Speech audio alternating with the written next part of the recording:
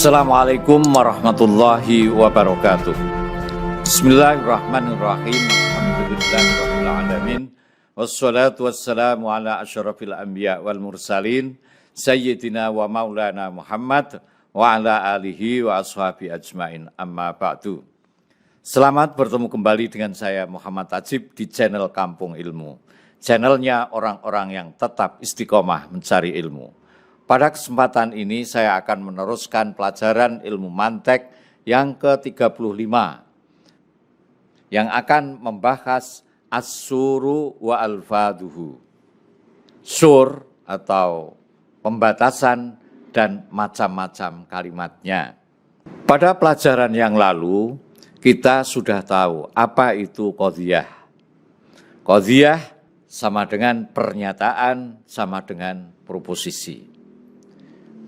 Qadhiyah dibagi menjadi dua, satu qadhiyah hamliyah dan yang kedua qadhiyah syartiyah.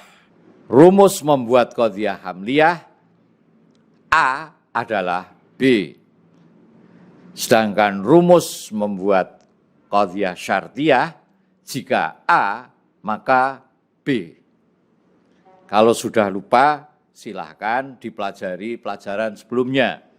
Karena sudah saya terangkan secara gamblang itu. Selanjutnya, qadhiyah itu bisa terbentuk karena adanya dua unsur, yaitu maudhu' dan mahmul. Jadi maudhu' dan mahmul itulah yang membentuk qadhiyah. Kalau tidak ada maudhu' atau tidak ada mahmul, maka qadhiyah itu tidak akan terbentuk. Qadhiyah bisa terbentuk, terwujud, jika ada maudhu' dan mahmul. Kalau sudah ada maudhu' dan mahmul, otomatis ini ada robitohnya. Dulu sudah saya sampaikan ini. Jadi qadhiyah itu bisa terbentuk sebetulnya adalah maudhu', robit, dan mahmul. Tapi sering robit itu tidak dikatakan karena secara pengertiannya saja. Ya, ini qadhiyah hamliyah adalah rangkaian lafal yang mengandung pengertian atau yang dikenal juga dengan istilah kalam khobar. Dan setiap kalam khobar itu kemungkinan benar dan mempunyai kemungkinan salah. Lalu qadhiyah hamliyah jika dilihat dari kualitasnya dibagi menjadi dua. Ada yang mujabah dan ada yang salibah. Qadhiyah syartiyah ini juga dibagi menjadi dua, qadhiyah syartiyah mujabah dan qadhiyah syartiyah salibah. Ini saya hanya mengulang. Selanjutnya, qadhiyah hamliyah jika dilihat berdasarkan kuantitasnya itu ada 4, yaitu qadhiyah hamliyah syakhsiyah, qadhiyah hamliyah juz'iyah, qadhiyah hamliyah kulliyah, dan qadhiyah hamliyah muhmalah. Ini sudah saya sampaikan pada pelajaran sebelumnya juga. Nah, yang akan menjadi pembahasan di dalam video ini adalah yang berkaitan dengan qadhiyah juz'iyah dan qadhiyah kulliyah. Sering qadhiyah juz'iyah dan qadhiyah kulliyah ini disebut dengan qadhiyah mangsurah. Jadi isinya qadhiyah mangsurah itu ya dua ini, qadhiyah juz'iyah dan qadhiyah kulliyah. Ini yang akan kita bahas. Sahabat Kampung Ilmu yang berbahagia, untuk menentukan mana qadhiyah atau proposisi kulliyah dan mana qadhiyah atau proposisi juz'iyah dibutuhkan keterangan yang membatasi kuantitas dari maudhu'. Dalam ilmu mantek, lafal yang berfungsi atau lafal yang dibuat untuk menjelaskan kuantitas atau lafal yang dibuat untuk menjelaskan kuantitas dari maudhu' itu disebut dengan istilah sur, as-suru. Jadi qadhiyah hamliyah juz'iyah, qadhiyah hamliyah kulliyah ini masih perlu penjelasan. Nah, lafal yang dibuat untuk menjelaskan batasan daripada qadhiyah hamliyah juz'iyah atau kulliyah ini disebut dengan sur. Sur secara bahasa bermakna pagar. Dinamai sur atau pagar karena berfungsi untuk memagari, untuk membatasi maudhu'. Jadi seperti pagar itu kan sebagai batas pekarangan orang. Qadhiyah yang menggunakan sur dinamakan qadhiyah mahsurah, artinya qadhiyah yang dibatasi, atau qadhiyah musawwarah, atau qadhiyah yang dipagari. Itu tadi secara bahasa. Adapun secara istilah yang disebut sur, huwa al-abdu ad-dalu ala kamiyati ma waqa'alail hukmu min afrodil maudhu'. Sur adalah lafadz yang dibuat untuk menjelaskan kuantitas individu maudhu' yang terkena hukum. Ada takrif lain, as-sur huwa al-abdu ad-dalu ala kamiyati afrodil maudhu' kullan au ba'dhan. Sur adalah lafadz yang dibuat menerangkan kamiyah afrodnya maudhu', apakah seluruhnya atau sebagiannya. Contoh, kullu insanin hayawanun.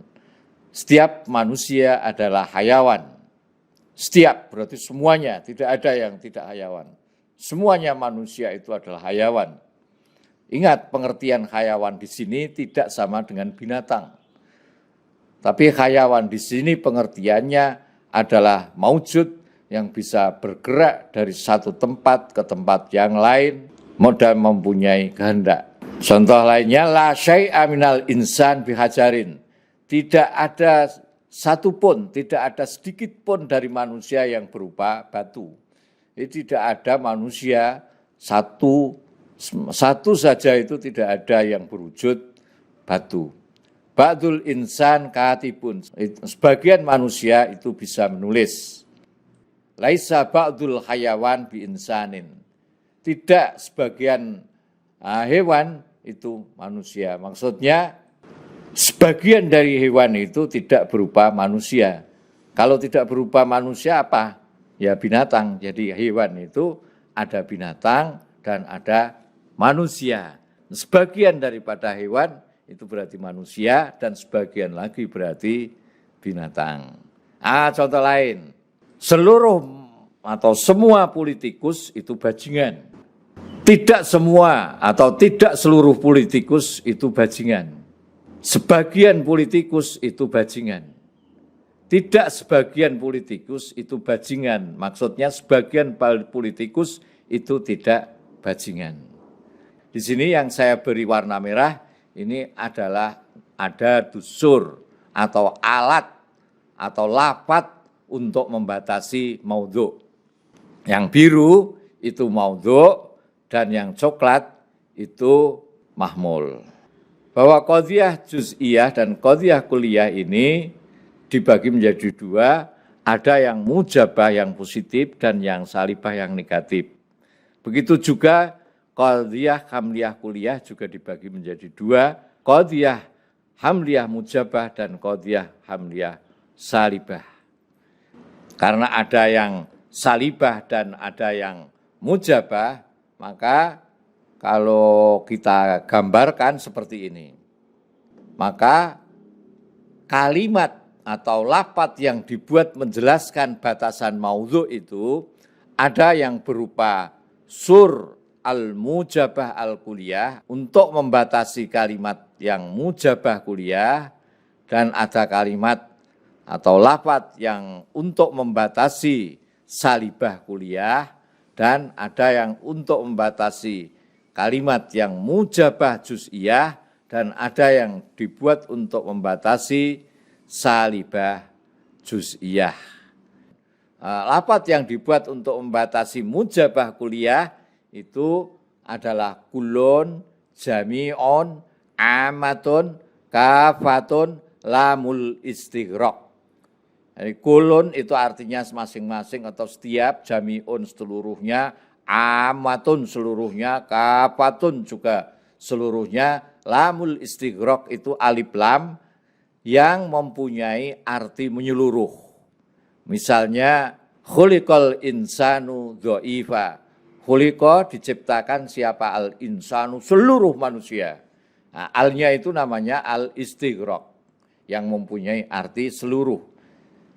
Kalimat-kalimat tersebut dibuat untuk membatasi maudhu' yang mujabah kuliah.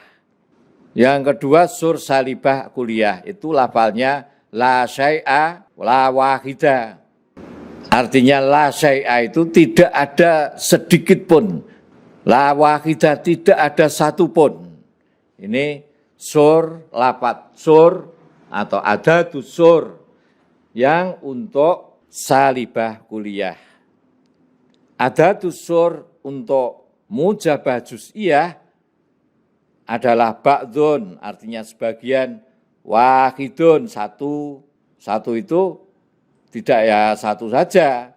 Maksudnya bisa saja 2, 3, artinya disebutkan beberapa bilangannya itu termasuk juz'iyah. Kasirun, banyak sekali. Qalilun, sedikit kan tetap ada. Rubama, barangkali. Qalama, sedikit sekali, dan lain sebagainya. Sur yang keempat adalah as-salibah al-juz'iyah. Nah, itu menggunakan laisa ba'dun. Tidak sebagian artinya. Qadhiyah, hamliyah, kulliyah, mujabah. Contohnya kullu insanin hayawanun. Setiap manusia itu adalah hewan. Jadi di sini ada tusur, alat yang untuk membatasi adalah kata kullun. Yang kedua, qadhiyah, hamliyah, kulliyah, salibah ini contohnya la syai'a minal insan bihajarin. Jadi ada tusur, alat yang untuk membatasi hamliyah, kuliah, salibah itu adalah la syai'a. Tidak ada sama sekali minal insan bihajarin. Yang berikutnya, yang ketiga, qadhiyah, hamliyah, juz'iyah, mujabah. Contohnya, ba'dul insan, katibun, sebagian manusia itu adalah bisa menulis. Dan yang keempat, qadhiyah, hamliyah, juz'iyah, salibah, contohnya laisa ba'dul hayawan bi insanin. Di sini digunakan laisa ba'dun, tidak sebagian.